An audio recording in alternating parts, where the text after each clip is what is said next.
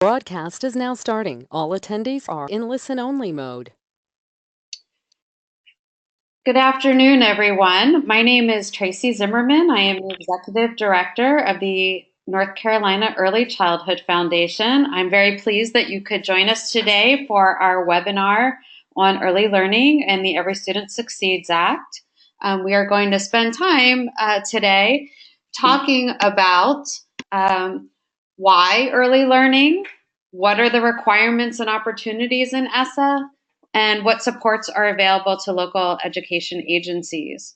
Joining me today are Danielle Hewen, Senior Policy Advisor from Education Council, and Carla Garrett, who is the Title I Pre-K Consultant at the North Carolina Department of Public Instruction. You will have time to ask questions, so right now everyone is on mute, but feel free to click the raise your hand button if you have a question that we can address as we go through the webinar. So first, we asked, why do districts care about that? And we'll start with this because every district in the state is struggling with third grade reading. I'm sure that's something, as you look at your numbers and where kids are in outcomes in third grade reading, it's something that every district in the state, and frankly, across the country, is really struggling with. How do we do better on this outcome? We know in North Carolina, when we look at our data from the National Assessment for Educational Progress, that only 38% of fourth graders in 2015 scored at or above proficient in reading. And again, that's by NAEP. That's not using our state EOG. We look at NAEP because it gives us really good data that we can look at over the years, good trend data, and it allows us to compare ourselves to other states. It's not surprising, given the number of children who are not proficient early on, that by the time children are graduating from high school, only 34% met ACT college readiness benchmarks in reading in 2016. And this has a direct impact all the way through. We know that end of third grade reading scores are highly predictive of future academic success and, in fact, career and life success. And so in North Carolina, 37% of our employers have reported difficulty in hiring, and 67% of jobs in our state will require some post-secondary education by 2020. So that's part of why you see the business community really stepping up and advocating for birth to 8 and early childhood investments. So there's great support from businesses across the state for districts and schools and at the state level to be really investing in these early years, because they're understanding that what happens with young children early on will really impact and create that foundation for learning and impact their future success. So addressing those challenges really requires that we begin here with babies. That's where early literacy actually begins. And I want to share with you that this is also something that in North Carolina, we are very fortunate that our voters already understand this. And so I share that to say there's widespread public support for really thinking about education beginning at birth. And these figures are from a poll of North Carolina voters. It was conducted in 2016. And it was conducted by a bipartisan polling firm. It's the same firm that, in fact, polls for the Wall Street Journal. And you can see here that 3/4 of North Carolina voters say the state should do more to ensure kids are prepared for kindergarten. And what's really exciting is that they actually understand the benefits of high quality early childhood education. So you can see that almost 3/4 understand, or a little more than 3/4 rather, understand that early learning sets children up for success in school, helps children achieve third grade reading goals, and creates a larger pool of highly skilled workers in the long term. And so we have public support and understanding for these early years. So why do we focus on birth to 8? And as it so happens, it's the most rapid period of development in human life.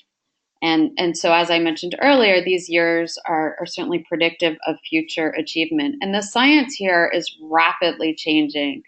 If you had heard a presentation on the early years just 1 year ago, brain scientists understood that every second, 700 connections in the brain were formed in a baby. That has now been revised based on the newest scientific learnings to say it's actually more like 1 million. So there's a great deal happening in these very early years. And so we're going to spend the next 5 minutes before we go into what are the opportunities and requirements in ESSA, having a 5 minute crash course in brain science, which I'm sure is what everybody was hoping we would do right after lunch.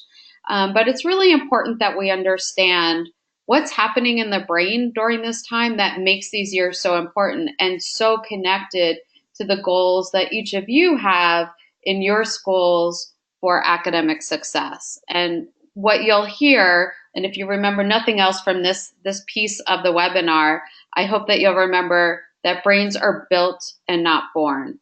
So I'm going to briefly share a video with you that that helps us better understand what's happening in these early years. So I'm hoping that everyone was able to see and hear the video and now feels like you're an expert in brain science. I'm just going to touch on a couple of the points to highlight them. And one is that child development is dynamic and an interactive process that's not predetermined. And so what you saw in that video is that it's truly children's earliest experiences that wire the brain, that form those connections that build a strong foundation for learning. And so the more that certain activities and experiences happen and interactions happen, the stronger those connections get. And unfortunately, when those connections are not used, then the weaker they get. And so what you can see here on this graph is when those connections peak, right? So you saw in the video that they're forming very rapidly and then they begin to prune. And so what you see in that yellow line there is that at about 1.5, 2 months or so is when those connections peak for vision and hearing. For language, it's about 9 months. And for higher cognitive function, it's about a year. So that is when these connections peak and why those early years are so critical in building strong brains. So again, early experiences are built into children's bodies. We even now know that our biological systems are greatly impacted by this and that future health and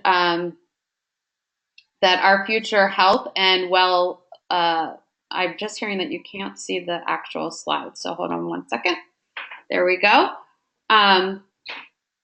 So that even future disease like chronic high blood pressure and heart disease may very well have their origins in our early years. Every experience a baby has forms a connection, and again, that not all will last. And so these positive early experiences are critical to children's success in school and frankly in life. It's also why we need and focus on high quality teachers beginning at birth, because these interactions, the people who are shaping children's environments are playing that essential role in determining really how strong and how brains are wired. So it's really important that our workforce is well prepared to support children's optimal development. And so it's to build these strong brains and support that, teachers need specialized knowledge and skills. And we'll talk about, when we talk about the opportunities in ESSA, that there are strategies that can be supported to ensure that all teachers who are teaching young children beginning at birth and through 3rd grade have those skills that support children's development. And as a last point on this subject, I want to share with you, this is from Professor James Heckman. If you're not familiar with him, he won a Nobel Prize in economics. And his research focused on human capital. How do we develop human capital? So he did not come at this from an early childhood perspective. It just so happened that as he did more and more research, it became clear to him that the foundation for human capital and, in fact, for school, career, and life success is largely determined through the earliest years. And this is what's known as the Heckman graph. And you can see that the earlier you invest, the greater return on investment. It doesn't mean you don't continue to invest all through school and post school. It just means that if we want to make the most of those later investments, we need to be sure that we are putting in adequate support at the very, very outset. And so what's exciting is that just as there's research in what on how brains develop, there's also research on what does it take to build a strong foundation for learning. And so we know that each child can have the opportunity to be on track if we're focusing on health and development on track starting at birth, supported and supportive families and communities, and high quality birth through age 8 learning environments with regular attendance. So the key takeaway here, brains are built, not born. And we will now transition into really talking about, okay, if this is what children need to develop and how they develop in strong brains for learning in the early years, what are the opportunities specifically through ESSA that can help us ensure they have that strong foundation? And so I'm going to turn it over to Danielle Hewen, who's going to walk us through this. And again, if you have questions, we're going to spend some time at the end on them, so please feel free to take note of those. Danielle? Great. Thank you so much, Tracy. Thank you, everybody, for joining us. I'm looking forward to talking to you all and listening to your questions at the end. I'm going to talk for about 20 minutes about the Every Student Succeeds Act and what the opportunities are to expand early childhood at the district level for children from birth through the age of school entry and then through kindergarten, first, second, and third grade, and how to create those continuums of learning for young children across those grade levels. I know that many of you are in districts where you have some coordinating bodies. Some of you sit on local councils. Some of you have worked with your local community to create pre-K slots. Some of you have invested in quality, and we were thrilled to see those initiatives at the local level. I hope that as I'm talking, you will see many more opportunities to expand on and leverage those relationships you already have. And for those of you that are in communities that are still at a starting point, I hope you'll get lots of ideas for how to move forward as you're implementing the Every Student Succeeds Act at your district. So if we can go to the first slide, Tracy. Just to give everybody just a little bit of background, the Every Student Succeeds Act, which was passed in December of 2015, is a shift in how federal education dollars go out to states and to districts. The law devolved authority for creating new initiatives, for creating an approach to improve outcomes for children to the state and district level. It devolved that authority. It allows states to create their own accountability systems and to say what matters for kids and families. What's great about that is that each state and district will create a unique system that has interventions that are evidence-based, that meets the needs of their own students. In the law, however, there was very little that was required around serving younger students. And so in order to make sure that early childhood initiatives are a big piece of those education reform initiatives, we'll have to take some really intentional actions at the state and local level. And that's one of the roles that you all can play as you're thinking about how to write your district applications for the state funds. Throughout the law, there are indeed references to early childhood education programs, to early childhood teachers, and to young children. These appear across the various titles, but there's a very little in terms of mandates. The language that's in the law talks about improving transitions, improving the quality of what's available to children both inside and outside of school buildings, and improving coordination with local early childhood agencies and local education agencies, whether they be Head Start, community-based childcare, or other agencies in the community serving young children. We hope that part of what you'll get out of the next few slides are some ideas for how to make that possible. So if we can go to the next slide, Tracy. I just wanted to remind folks who have been doing this for a long time that, as you know, Title I in particular, which is the core of the Every Student Succeeds Act, allows funds to be used for children from birth through the age of kindergarten entry. Those can be used at the district level to create district-wide programs. They can also be used at the school level to create targeted programs in school buildings or school-wide programs. Those Title I dollars can be used in the school building at the district level, or they can be used to support community-based agencies. And so as we talk throughout the rest of this presentation, remember that as you're thinking about how to improve what's available to young kids in your community, your schools and your district-owned buildings and the teachers you supervise are not the only places that we can expand access to quality for children from infancy through preschoolers and into early elementary. So if you can go to the next slide, Tracy, just to make this a little bit more real, the allowable uses of Title I funds for young children can be seen on this slide. And just to highlight a few of them, they can be used to support home visiting programs. New York State has talked explicitly about using Title I dollars for home visiting for families most at risk so that children and their parents are getting supports they need as early as possible.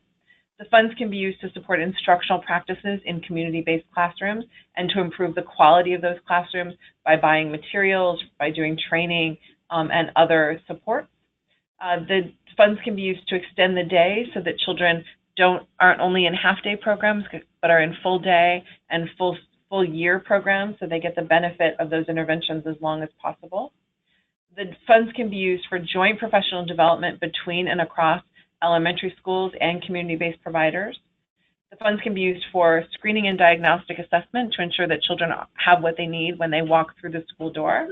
And the funds can be used for support services such as nutrition supports, vision, dental and hearing assessments, counseling services, and transportation and transition supports as children move from community-based settings and Head Start or other early childhood such as North Carolina pre-K and into kindergarten and first grade. So I say this to remind everybody that these funds are flexible, that they are available to be used in a variety of ways that support young children, and that they can be used as the core of partnerships in your community. So if you go to the next slide, Tracy, I'm going to talk for the rest of the presentation about some of the specific requirements and opportunities that are written into the law. I've just talked a little bit about what's possible, and now I'm going to meld that with what the law says and how it can be real in your communities. So on the next slide, what you can see is some guidance that was put out by the Federal Department of Education in 2016. It is non-regulatory, so it doesn't carry the force of law. But the great thing about the guidance is the chart that you can see part of here on the slide. And what the chart does is it just goes through the various aspects of the law and then says what's required as it refers to young children. And some of those requirements are for the state, but many of them are also at the local level. The chart also, as you can see in the last column, talks about some things that are allowable or possible by state or district leaders to improve the quality and availability of high-quality early childhood experiences for young children. About what's in that chart, but you can find it for yourself. You have the link will be available to folks, and this is the title if you want to go and look it up. So moving to the next slide, the first big area of requirements for early learners in ESSA is around coordination. States and local agencies are required to talk about how they will coordinate with their local programs around providing high quality early childhood. States are also to provide local education agencies with information about effective parent and family engagement strategies. This is important because parent and family engagement can be a way to reach families before their children enter school, and with additional resources at the state level, there might be new strategies or new supports that are available. At the local level, this means that you might be able to think about how to change early childhood programming, to coordinate across offices in the district agency or with other community agencies. If you can go to the next slide, there are other coordination requirements that are about transition. So the law actually encourages support for transitions between community-based experiences and the district, including between Head Start and schools. The law actually requires that as you district agencies are laying out your district plan, that you talk about how you're going to support those transition strategies.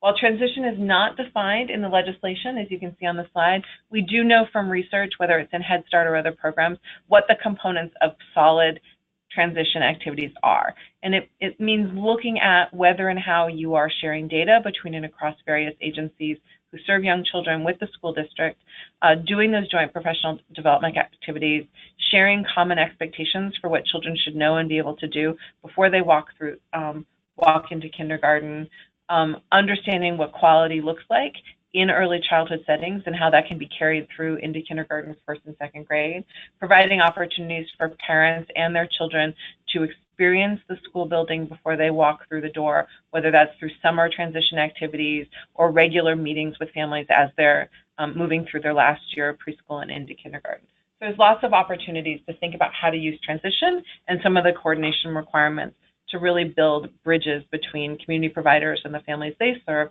and the school building in the district. If you can go to the next slide, there are some more strict requirements in the law around coordination. And Tracy, if you can move to the next slide, thank you. One of the things that has come up for many folks is there's a requirement in the law, there's a requirement in the law that our local education agencies have to develop a memorandum of agreement or a memorandum of understanding with their local Head Start agencies. And you can see here on the slide, the legislative language is referenced. It's from Section 1119 of the law. And these are some of the things that are in those agreements. This is actually not a new requirement on the one hand. Head Start agencies were always required to have these agreements with local education agencies, but in many communities it was hard to reach those school district agencies. And now district agencies have to also work with Head Start. This gives us a great opportunity to think about where those Head Start agencies are, where those community providers are, and to work together to come up with better transition plans for children, to share data, and to really ensure that there are coordinated activities between and across. As you as the school district leaders are thinking about what to do to make these real, it's really important to think about those common tables that you sit at with early childhood providers and think about whether and how to identify strengths and weaknesses in the community, whether and how to use those tables to build these coordination requirements, and how to foster better transitions between and across various settings. Thinking about those tables as opportunities to identify the strengths in the community and the needs for young children in the community and how everybody can come together to improve what's available is one of the opportunities provided by these new coordination requirements. So if you go to the next slide, moving past coordination, the law actually requires that there be some data reported on young children at both the state and the local level. And you can see from the slide that local education agencies are now required to report on the number and percentage of children enrolled in preschool programs. That data is based on what your local education agency already reports to the Federal Office of Civil Rights in terms of the number of preschool children served in school buildings, but how you decide to create the percentage of children served to show whether there is a large unmet need is kind of up to each agency to think about what the right frame for that percentage is. This is a huge opportunity to think differently about the kind of data that is collected at the local level about young kids, and to think about how that data can be used to identify the needs of children and families in that community. Are children being served? Where are they being served? Are only 4-year-olds served, but 3-year-olds are left unserved? What's happening with infants and toddlers? And to use this requirement as a jumping off point to understand what data is available in the community about young children, how to improve it, and how to use that data to know what children need and what we can add to the community. If you go to the next slide, you can see that there are also very specific requirements about how the local education agency must serve children if they use Title I funds. And so again, you can see that the federal language talks about support, coordinate, and integrate services across various community providers. All that means is that as the district decides to use those funds for early childhood, they really need to give a lot of thought to what the value add is. So as an example, if you're in a community that already is serving a lot of 4-year-olds, the value add might be serving 3-year-olds. It might be thinking about how to extend the day, as we talked about earlier. It might be about improving the quality of what's available to those 4-year-olds. whether it's in terms of professional development, as I said earlier, whether it's in providing resources like books to those providers on a regular basis, whether it's bringing other services and supports to those providers so that children and families have what they need to be fully successful, but thinking about how to coordinate and integrate if those funds are going to be used for early childhood. The legislation also makes clear, and this is not new, this has actually been in place for a very, very long time, that if Title I funds are used for early childhood services, that those services have to meet some of the Head Start standards as laid out in the outcomes framework under the education standards. This sounds like a lot, but really what it means is that programs have to think about the kind of curriculum that's available and make sure it's research-based. They have to do family engagement, and they have to do regular assessments of children, either that are appropriate and that give us data on an ongoing basis. Lots of programs use gold and other things. All this is a way to think about what is available to kids and how to make sure that it is of the best quality, that we're not duplicating what's already in the community, and that we're adding to the experiences that young children and their families have so that they can come to school with the skill set they need to be ready and to meet their full potential. Moving on to the next slide, one of the things that Tracy talked about when she was talking about the brain science is the need to make sure that everybody working with young children actually understands child development and what it takes to help children be school ready, not just for kindergartners or preschoolers, but from birth and through third grade, because children are at different developmental stages throughout that. The law put a significant emphasis on professional development and actually added really wonderful language that talks about how districts are encouraged to do joint professional development at the community level, and that their professional development dollars can and should be used to help school leaders and others understand child development for children through age 8. The reason why Congress put this language in is because across the country, we know that many of our principals have never worked with very young children. And so they really wanted to make sure that school buildings, that classrooms for kindergarten, first, second, and third grade were developmentally appropriate and reflected those best practices for young children. So this is an opportunity, again, to think about what's available in the community and to bring those resources together around professional development so that teachers understand how children learn, know what children are able to do, can get an increased understanding if they're school-based teachers of what is going on in community settings, what children are being exposed to, and if they're community providers or Head Start providers, really getting a great understanding of what the expectations of kindergarten and first grade teachers are, so that together those teachers can work to improve what happens with kids, to make sure that it's aligned, to create continuums of learning across birth into preschool and into kindergarten and beyond. The dollars can also be used for things like coaching and mentoring. You may have seen yesterday that Bellwether put out a new report about the value of coaching in early childhood settings and how coaching as a professional development intervention can improve outcomes for young children dramatically. If you haven't seen that report, I encourage you to look for it. If you go to the next slide, you can see that one of the opportunities here really is to align what's available in the community for professional development. Moving to the next slide, another big piece of the law was around what's called school improvement. And many of you are probably familiar with this because it's a core value in the law. As your state is implementing its new accountability system, which will be designed to identify the bottom 5% of schools and schools that are not serving subgroups as well as they might, schools will be put into school improvement categories. Once a school is put into school improvement categories, there's some things that they will have to do, including a needs assessment. What we're hoping is that as schools and districts are looking at their schools that need improvement, they will include in the needs assessment an understanding of the landscape of early childhood that is serving that school. And what do I mean by that? I mean starting to ask hard questions about where are young children coming from? What are the settings that are serving those children and families? What resources are available to those children and families? What is the quality of the services available? Are most of the 4-year-olds in North Carolina pre-K or in Head Start? What's happening to the 3-year-olds? Are there groups of children who are not served, and what are the characteristics of those children?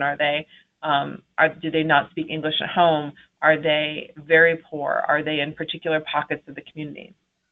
Are there places where there is home visiting, but other communities don't have that? Are there large numbers of teen parents, and how can we support those children?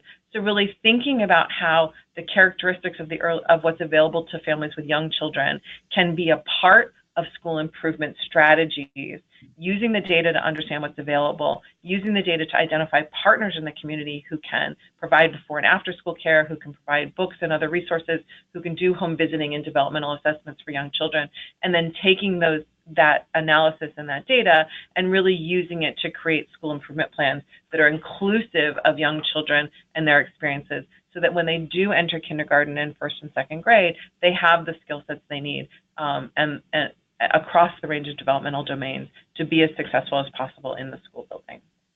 So we can go to the next slide. I've given you a lot of information about various requirements in the law and how they can play out, but I think it helps to hear how a variety of districts have really done this over the last decade or so and really use these ideas to create these birth to third grade systems. And so on the slide, you can see there are 4 different examples using 4 of the different strategies that we've talked about. In Gwinnett County, Georgia, they used some of their Title I dollars to really focus on transition.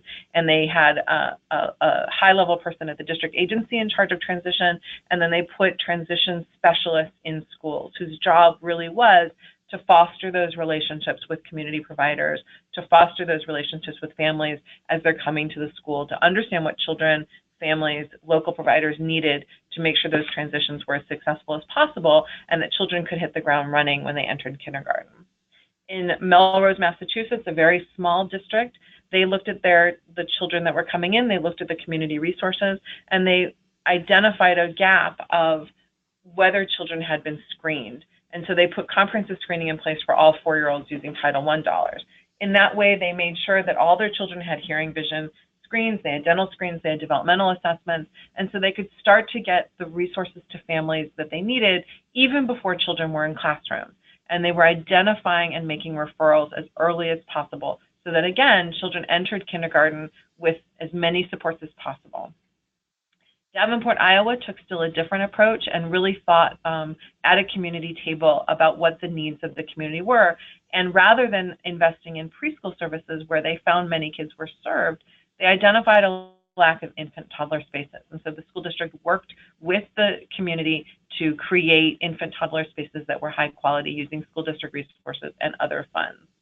And finally, many of you may be aware of the Chicago Child Parent Centers, which provide comprehensive education and family support services to children from birth through third grade. They are very family-centered. They use Title I dollars to provide a wide range of services for those children and families. And as you're looking for evidence-based interventions to support new strategies and to meet the requirements of the law, the CPCs have been widely evaluated and have been shown to truly change outcomes for children and families and to change the trajectory of those children's learning path as they move through their through elementary school and into middle school. So these are 4 ways that you might think about using your Title I dollars. They are potentially different ways than you're using them now. And I know for many folks, it's hard to think about how to make changes in their resource allocation from the beginning as you're sitting down to write your district plan. And so if you'll go to the next slide, Tracy, one of the things we really encourage folks to do as you're thinking about your district plan is to take a step back and to think about the structure of ESSA. And what ESSA does is it asks states and districts to look at 4 big areas of student success: accountability, school improvement, assessment and standards, and whether all students are college and career ready, and to really create interventions in those 4 areas. And I would encourage you to look at the questions on this slide and to think about, as you're answering those questions, as you're designing your district plan for ESSA implementation, where are young children in each of those categories? Whether it's children in kindergarten through 3rd grade, or whether it's the whole continuum of children from birth through 3rd grade. How are you as a district leader thinking about what those children need and how they can be integrated in the variety of approaches that you're going to put in place, whether they're changes or they're additions? So you can see under accountability, thinking about what metrics you have about young children in your community so that you can change teaching strategies as they enter kindergarten and 1st grade.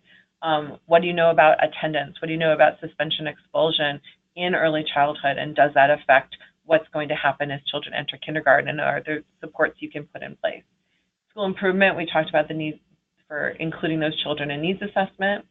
For assessment and standards, really thinking about how, as a district, you're supporting social emotional learning, how professional development is being used as a support to align services from birth to 3rd grade. And finally, thinking about whether students are college and career ready, really understanding the role of the local education agency in making sure that children are served appropriately across that continuum from birth to third grade. What standards are in place? What are we doing to make sure that children have high quality settings? What are we doing to make sure we identify children who need additional developmental supports throughout their learning careers? So just stepping back and taking a thought of how can ESSA, as it's implemented in your district, really be used to support the birth to third grade continuum, and thinking about where the district and schools can be a partner in building a better system for children, and how community providers and school districts can work together to ensure that wherever children are and however they enter school, they have what they need to be successful. So I'll stop there and we'll move on to the next section. And if you have questions, please feel free to raise your hand on the within the chat, and we'll answer them as we move forward. Tracy? Thank you so much, Danielle.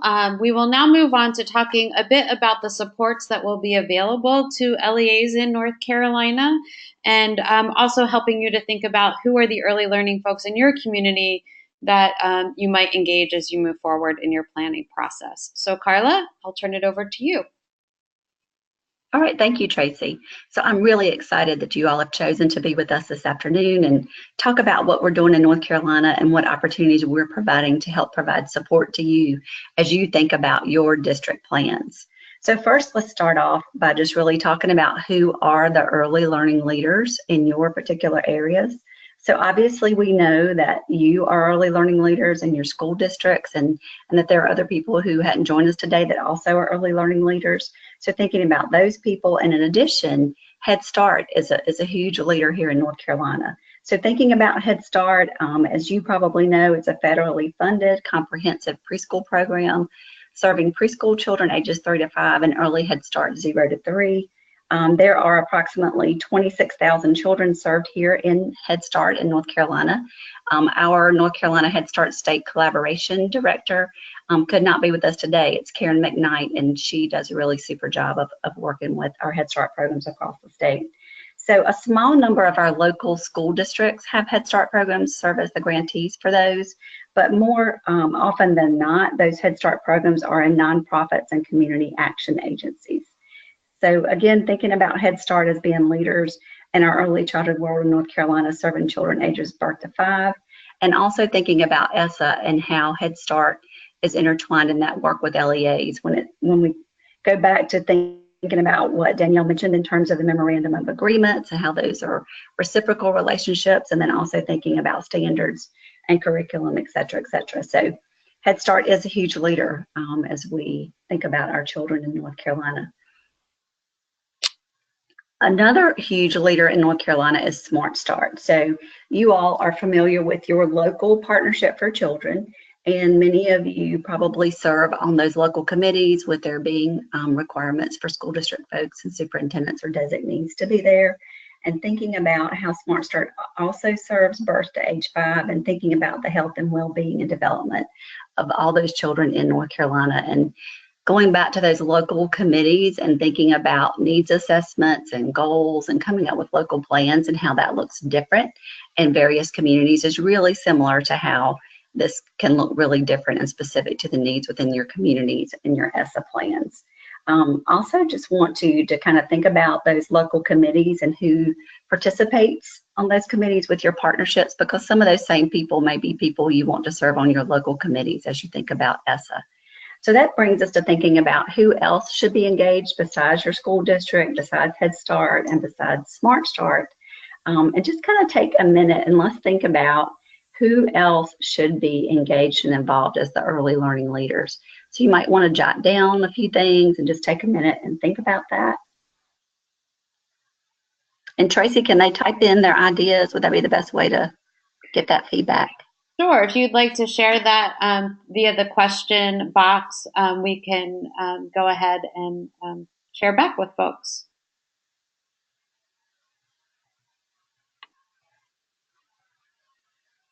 And perhaps we can keep going while folks are thinking about that. Okay. So we'll go back to that, and then Also, we've got another list for you to think about, but I know you have lots of partners in your community, so hopefully you're just jotting down who some of those folks would be. So Yeah. I'm really excited to share with you about this plan that we have at the state level and this coordination piece. So we are modeling from the state level of what this collaborative piece could look like as far as the Office of Early Learning and the Department of Public Instruction. So I serve as the Title I consultant, and again, Karen McKnight serves as the Head Start State Collaboration Director. So we've had numerous conversations, and then contracting with Tracy at the foundation and Danielle at Education Council. So just thinking about that work, and then other relationships within our office, we've been talking with federal program monitoring, as well as our K-3 assessment consultants, and also our K-3 literacy folks. So lots of other people, just to name a few, who are involved in this work and want to support our efforts as we move forward. So first of all, just kind of thinking about building an awareness piece. So thinking about all the opportunities that are available in ESSA, and having Danielle help us with that, and really taking an intentional look about what it could look like in terms of you writing your plans and moving forward with that. After we do that piece, and we think about having our webinars, and then moving on to having regional meetings in January. In the meantime, you've seen the blasts that have come out as far as registering for webinars, and then there are also blasts that have gone out from our office and thinking about these regional meetings in January, so during that week of January 22nd. So in the meantime, we've asked you to think about who your team members are and building those teams, which is why we're having some of those conversations now, and then looking forward to providing some intensive support to a small number of teams. And that will include some specifics, which we'll talk about in a few slides.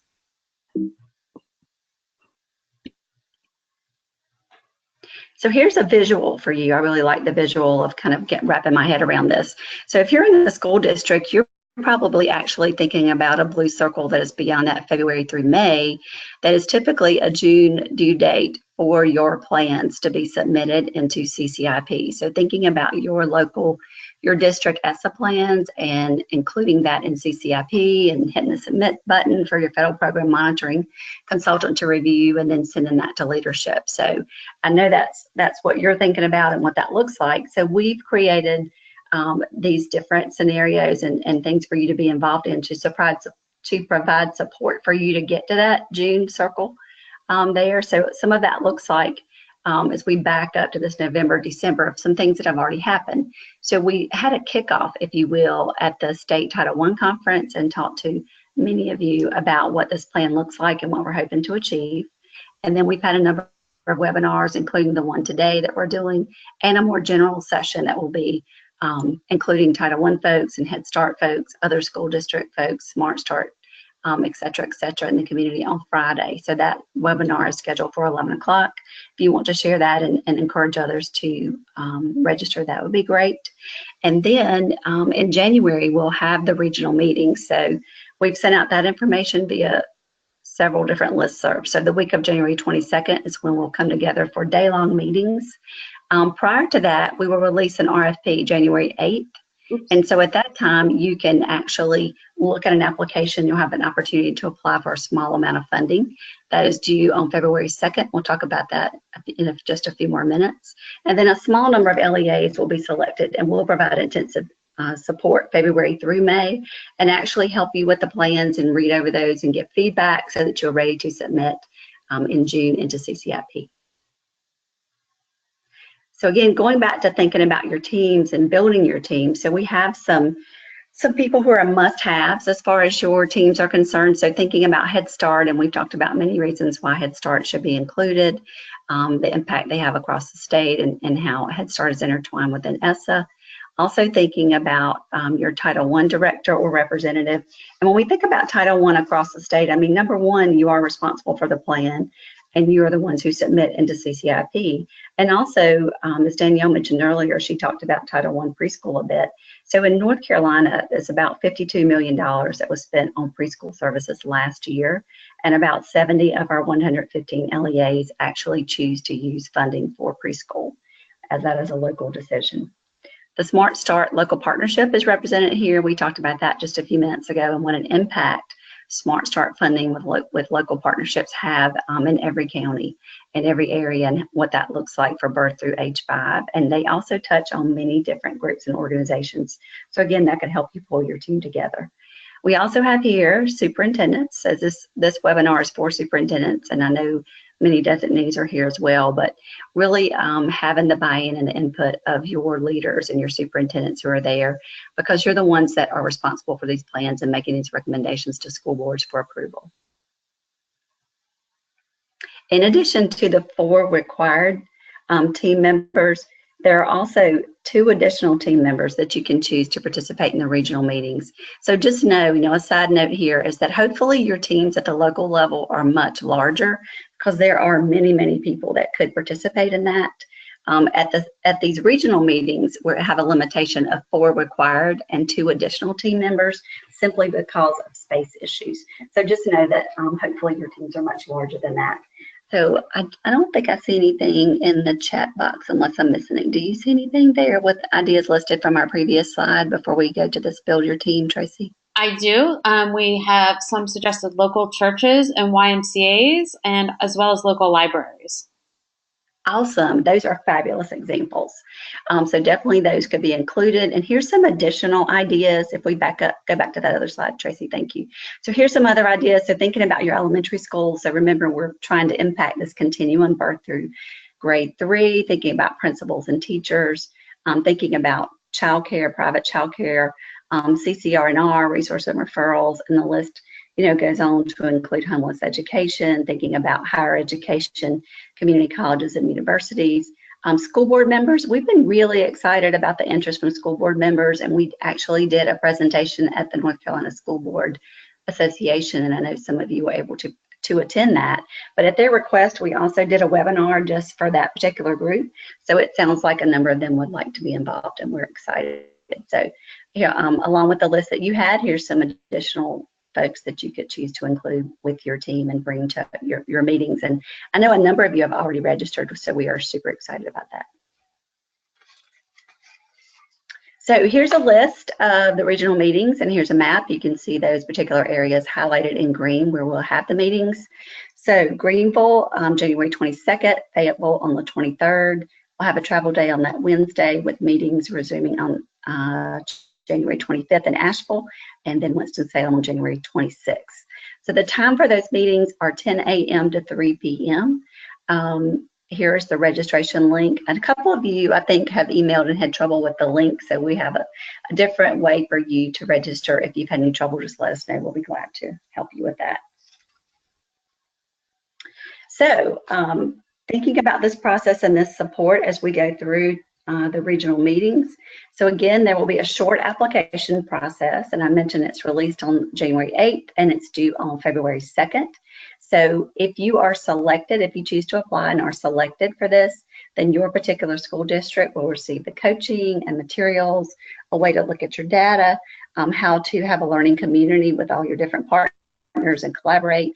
We will help you review your plan, and there will be a small stipend attached to that. So we're really excited and thinking about how that stipend could support your logistical issues, maybe with meeting or whatever you might need it to do in terms of that support. We're also excited that Homeless Education, our state coordinator, is hopefully going to be able to kind of tag team what we're doing and provide maybe an additional amount of funding if you are able to include homeless education in your plan. All right, so just thinking about next steps for superintendents, and again, this group is so very important, but making sure that this information is shared with your local team members and those other important people who might be partnering in this collaborative work, and why this is important. Thinking about who your team members are, so we've had just a few minutes here to brainstorm today about who that might be, and again, knowing that your local team can be much larger than the team that you bring that week of January 22nd. So register for regional meetings. Again, I know many of you have. If you've not, go ahead and work on that and get your team members identified. And then also thinking about this, the big picture of using ESSA to really advance your continuum, the birth through third grade continuum, and that important work. So I would say overall that relationships are key. And Tracy mentioned, if you remember one thing, it's that brains are built, not born. And I would add a second to that, and that would be that relationships are key. So really thinking about who your partners are and how you can use them and collaborate to move forward with this really important work. Thank you so much, Carla. We do have time to take questions. I see one hand raised, so I'm going to start there, and I'm just going to unmute you to ask the question. So we'll start with Claudette. Hold on one second. Let's see if I can unmute you here. Yeah. Okay, Claudette, please go ahead and ask your question.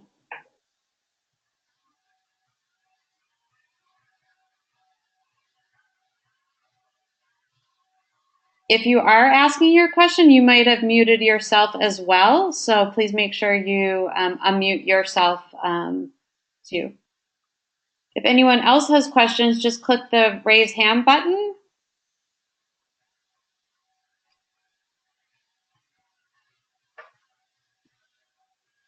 Cynthia, did you have a question?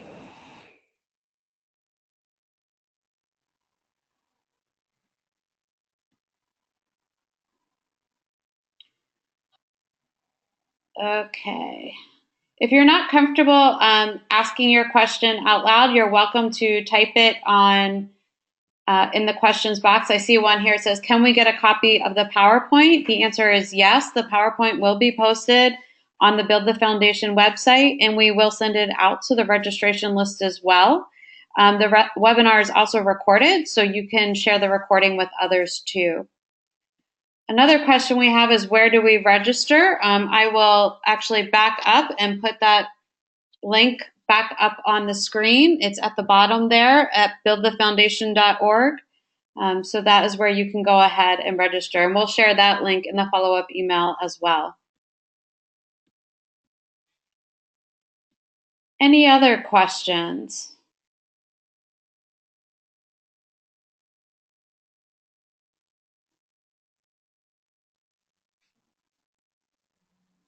Okay, well, I'm not seeing any other hands raised or any additional questions in the question box. So thank you all very much for spending time with us this afternoon. We're very excited that you are interested in this work and thrilled to have this partnership across DPI and the foundation, and certainly with Danielle at Education Council. Have a wonderful rest of your week. Thank you.